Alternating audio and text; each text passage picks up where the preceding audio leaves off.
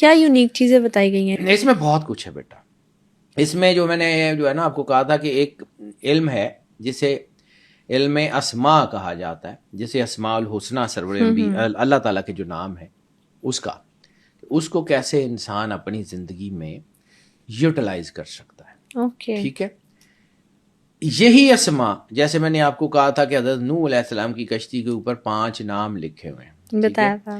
وہ نام ہیبرو میں یا پرانی زبانوں میں، کیونکہ ان کے اسکرپٹس، اب ہم بولتے پنجابی ہیں، ادھر بھی پنجابی بولتے ہیں، ایسٹ پنجاب میں بھی جو ہے وہ پنجابی بولتے ہیں، لیکن ہم اس کو لکھتے ہیں شاہ مکھی رسم الخط، یہ جو عربک رسم الخط ہے اس میں ہم پنجابی لکھتے ہیں، ڈفرنس آتا اور ہے. وہ گرمکھی رسم الخط میں لکھتے ہیں.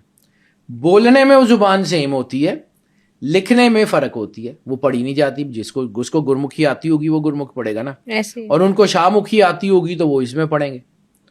بولنے میں سیم ہے لیکن لکھنے میں ڈفرینٹ ہے.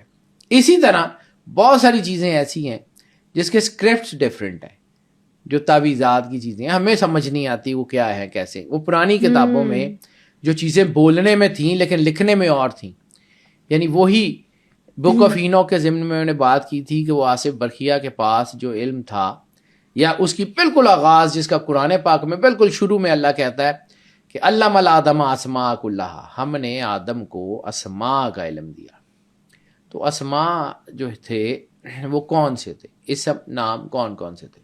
ایک تو وہ نام تھے جو عرش کی ساق کے اوپر لکھے ہوئے، جن کے وسیلے سے آدم علیہ السلام کی توبہ قبول ہوئی، وہ بھی وہی ہیں. نوح علیہ السلام کی کشتی کے اوپر بھی کچھ نام لکھے ہوئے تھے. اور پھر ایک اور جگہ آتا ہے آصف برخیا کے ضمن میں، جب اس نے ملکہ سبا کے تخت کو لے کے آیا تھا تو اس نے اس نام کو پکارا. اس کے ضمن میں ایک جملہ آتا ہے کہ اس نے اس نام کو پکارا.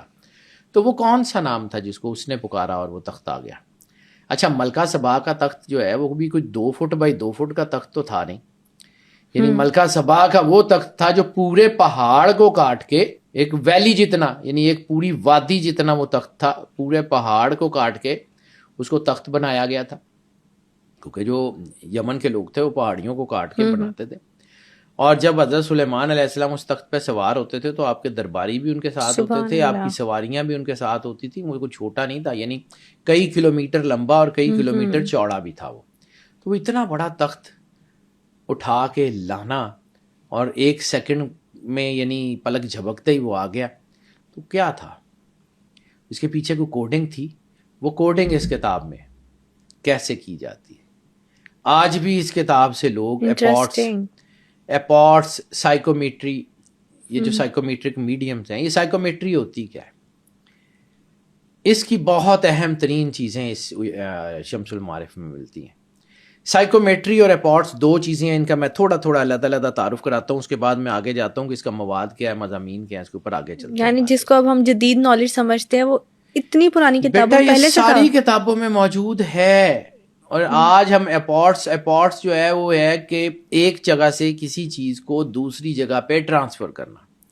اس کے اوپر البرٹ آئنسٹائن نے ایک جو انرجی کی تھیوری لکھی ہے، مطلب اس کے بہت ساری اس کے اوپر بحث بھی ہے، energy into matter and matter into energy. یعنی یہ فرض کیا یہ میری اینک ہے، یہ میٹر ہے نا، ایسے یہ نظر آ رہی ہے، یہ 3D اس کی ہیپننگ ہے، یہ میٹر ہے. اب اگر اس کو انرجی میں کنورٹ کر دیں کسی طریقے سے XYZ کسی طریقے سے، یہ انرجی میں کنورٹ ہو جائے گی. دنیا میں کسی بھی مقام کے اوپر 1 سیکنڈ کے بہت چھوٹے سے حصے میں انرجی کو وہاں شفٹ کریں گے، ٹریول ہو جائے اور گی، دوبارہ انرجی انٹو میٹر یہ وہاں چلی جائے گی. آج دنیا اس کے اوپر کام کر رہی ہے.